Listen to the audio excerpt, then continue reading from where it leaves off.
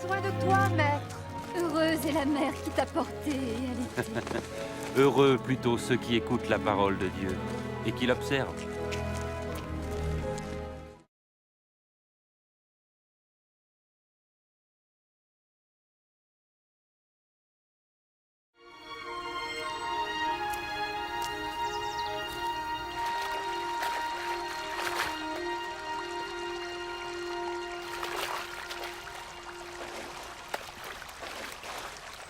Apprends-nous à prier, comme Jean l'a appris à ses disciples. Quand vous priez, dites « Notre Père qui es aux cieux, que ton nom soit sanctifié, que ton règne vienne, que ta volonté soit faite sur la terre comme au ciel. Donne-nous chaque jour notre pain quotidien. Pardonne-nous nos offenses, comme nous pardonnons aussi à ceux qui nous ont offensés. Protège-nous contre la tentation et délivre-nous du mal. »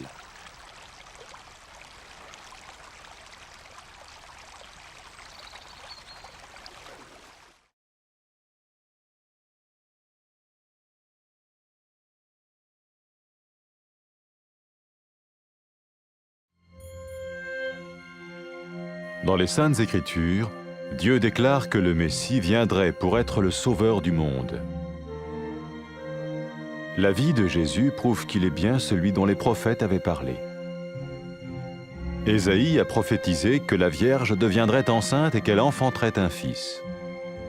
Des siècles plus tard, la naissance de Jésus accomplissait cette prophétie.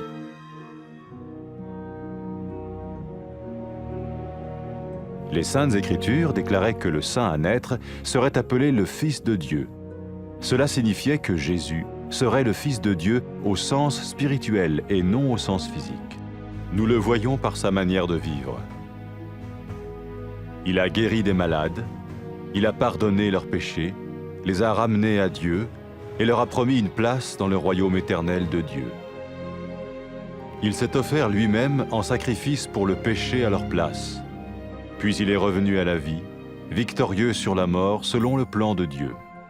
Jésus a dit « Personne ne me prend la vie, mais je la donne de ma propre volonté. » La vie de Jésus n'a pas seulement accompli les écrits des prophètes, mais elle a aussi confirmé la vérité de la sainte parole de Dieu. Les prophètes avaient écrit « Ta parole, ô mon Dieu, est parfaite, elle dure à toujours. » Jésus lui-même a dit « Le ciel et la terre disparaîtront, tandis que mes paroles ne disparaîtront jamais. » Jésus est venu pour nous donner la vie dans toute sa plénitude.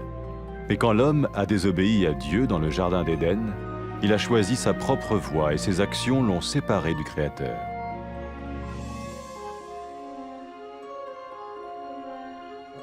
Les Saintes Écritures déclarent que tous ont péché et que le salaire que paye le péché, c'est la mort. Il s'agit de la mort spirituelle, éternelle séparation d'avec Dieu. Mais tout comme Dieu a donné un bélier pour qu'il meure à la place du fils d'Abraham, ainsi il a envoyé Jésus, le Messie, mourir à notre place. Sa vie, sa mort et sa résurrection restaurent la relation entre Dieu et tous ceux qui mettent leur confiance en lui. Maintenant, non seulement Jésus pardonne les péchés de ceux qui le suivent, mais il les sauve aussi du jugement éternel de Dieu. Ils sont sûrs d'aller au paradis et de vivre avec lui pour toujours. C'est cette vie et cette liberté de la culpabilité et du pouvoir du péché que Jésus offre à chacun aujourd'hui. Cela ne veut pas dire suivre une religion, mais choisir d'avoir foi en Jésus qui dit « Je me tiens à la porte et je frappe. Si quelqu'un entend ma voix et ouvre la porte, j'entrerai chez lui. » Cela veut dire se tourner vers Dieu et croire que Jésus vient dans nos vies pardonner nos péchés et nous rendre tels qu'il veut que nous soyons. Il ne suffit pas d'approuver intellectuellement ce qu'il dit, ni de vivre une expérience émotionnelle. Nous le recevons par grâce, au moyen de la foi, par un acte de notre volonté. Lorsque quelqu'un est prêt à suivre Jésus le Messie, il peut lui parler par une simple prière. Peut-être êtes-vous prêt maintenant à ouvrir votre vie à Dieu. Si oui, vous pouvez vous joindre à la prière suivante, silencieusement. dans votre cœur. Seigneur Jésus, j'ai besoin de toi. Merci d'être mort sur la croix pour mes péchés.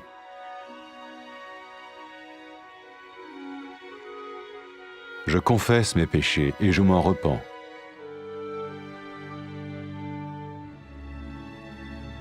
Je t'ouvre la porte de ma vie et je te reçois comme mon Sauveur et Seigneur.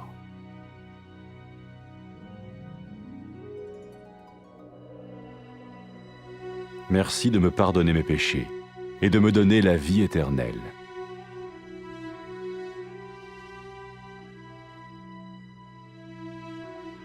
Fais de moi le genre de personne que tu veux que je sois.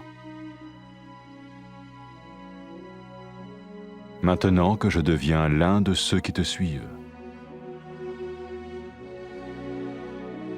Amen.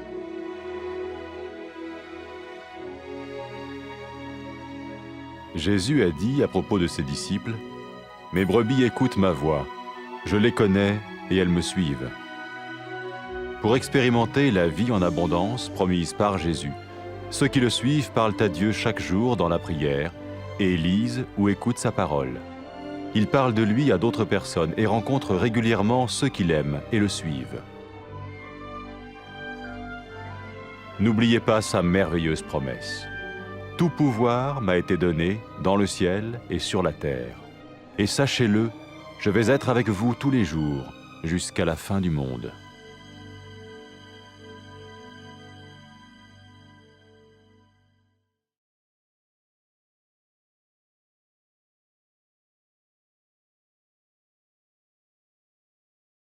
Dinga manje Nkosi. Sibusisiwe sisesakuthwalayo namabele akuncelisayo. Bayathokoza balizwa izwi laNkulunkulu balenze.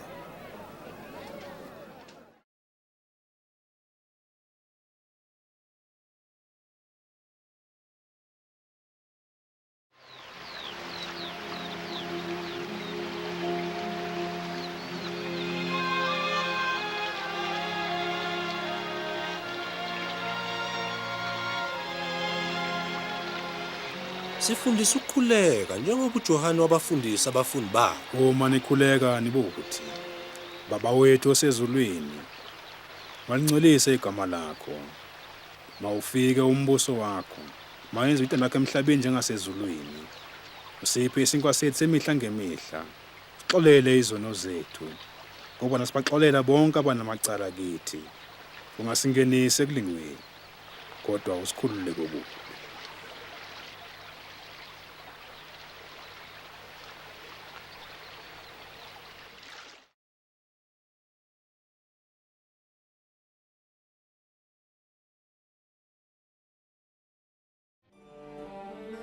Emandulo abaprofeti babhala embhalweni ukuthi uNkulunkulu wayezothumela uMesiya ukuzosindisa izoni zibuyisane noNkulunkulu. Impilo kaJesu iyakhombisa ukuthi impela ungulomsindisi. Umprofeti uIsaya abhala wathi, intombi nto izokhulelwa izala indodana. Kwenzeka. uNkulunkulu ngamandla akhe wenza ukuthi uMaria eseyintombi nto akhulelwe azale uJesu. Njengalokhu kulotshiwe embhalweni, isimangaliso sokuzalwa kwakhe kwakuluphawu lukaNkulunkulu ukuthi lo mntwana wayenguMesiya, lowo uNkulunkulu ambiza ngokuthi indodana yami. Uma abantu bebona uJesu babona ubunjalo namandla kaNkulunkulu. Wayephilisa abagulayo, wathethelela izono zabo, wabuye wathembisa nendawo embusweni wakhe ongunaphakade. uJesu wanikela ngempilo yakhe yaba ngumhlatshelo, wathwala isijeziso sabo bonke abantu. Wabuye wavuka futhi waphila, ekhombisa ukuthi amandla akhe makhulu kunawokufa. uJesu uMesiya wathi, nginamandla okudela ukuphila kwami, ngibuye ngikuthathe futhi. Impilo kaJesu igcwalisekisa imibhalo yabaprofeti, iqinisekisa ukuthi izwi likaNkulunkulu ligcwele, liphelele, limi kuze kube phakade. uJesu uyizwi likaNkulunkulu. uNkulunkulu uzambula ngoJesu kubantu bakulelizwe. uJesu uze ukuba asinike ukuphila kuchichime, sibe njengoba sasinjalo ngesikhathi uNkulunkulu edala abantu bokuqala. Kodwa bona bamethembanga uNkulunkulu bedelela imiyalo yakhe.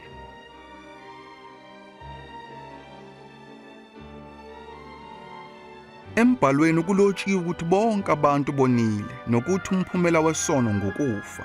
Abantu abonile ngeke baphile benobudlelwano obuhle noNkulunkulu. Kodwa njengalokhu uNkulunkulu amhlinzeka ngenqama uAbraham esikhundleni sendodana yakhe, ngokunjalo noNkulunkulu wathumela uJesu ukuze afe esikhundleni sesizukulwane sika-Adamu. Lokho wakwenzela ukuthi labo abakholwayo futhi babeke ithemba labo kuJesu bakwazi ukungena ebukhoneni bukaNkulunkulu. Ngakho-ke, labo abalandela uJesu bazophunyula esijezisweni, bahlale noNkulunkulu kuze kube phakade.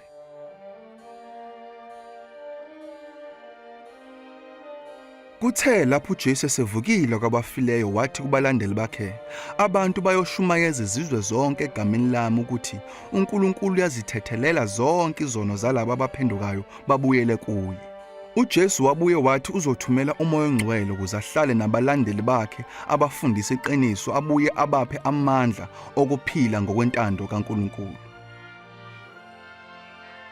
Lapho owesifazane owonakeleyo ephenduke landela uJesu eba yinkosi yakhe, uJesu wathi kuye, izono zakho sezithethelelwe, ukukholwa kwakho kukusindisile. Njengalo wesifazane owayonakele, noma ngubani angasindiswa ngomusa kaNkulunkulu uma nje ekholwa kuJesu. uJesu uMesiya umema abantu babamlandele. Laba abazinqumela ukuba ngabalandeli bakhe bangaqala ubudlelwane babo naye ngokusho lamazwi ukukhombisa phela ukukholwa kwabo. Nkulunkulu Baba, wena ulungile. Ngiyabonga ukuthi uyangithanda. Ngiyadabuka ukuthi ngiyidelelile imiyalo yakho ngona kuwe. Ngiyabonga ukuthi wasithumelela uJesu ukuzosifela esiphambanweni, nokuthi wavuka kwabafileyo. Ngiyabonga ukuthi wathwala isijeziso ngezono ezenziwa yimina. Ngifuna ukwenza intando yakho futhi ngiyamamukela uJesu abe ngumsindisi nenkosi yami. Ngiyabonga ukuthi usungithethelela izono zami, wangivulela indlela yokuza kuwe ukuze ngihlale nawe ngonaphakade embusweni wakho. Ngiyacela ukuba ungiphe uMoya oNgcwele ahlale nami ukuze angifundise intando yakho. Sengathi angangipha amandla okukuthanda ngenhliziyo yami yonke, ngiphile impilo ekuthokozisayo. Sengathi abantu bangakudumisa ezindaweni zonke kulomhlaba. Amen. uJesu wathi ngabalandeli bakhe, izimvu zami ziyalizwa izwi lami, ngiyazazi zona ziyangilandela. Abalandeli bakaJesu bahlangana ndawonye, bakhuluma ngaye insuku zonke. Bafunda amazwi akhe emibhalweni, bafuna ukuhamba ezinyathelweni zakhe futhi batshele abanye ngaye. uJesu uyabahola baqinise ngamandla kaMoya kaNkulunkulu ohlala ezinhlizweni zabo. Enhlizweni yabo bahlala bekulondile lokhu uJesu akusho kubo ngaphambi kokuba enyuke ngefu eyesihlalweni sakhe sobukhosi ezulwini. uNkulunkulu unginike onke amagunya ezulwini nasemhlabeni. Qinisekani ngalokhu, mina nginani njalo kuze kube sekupheleni komhlaba.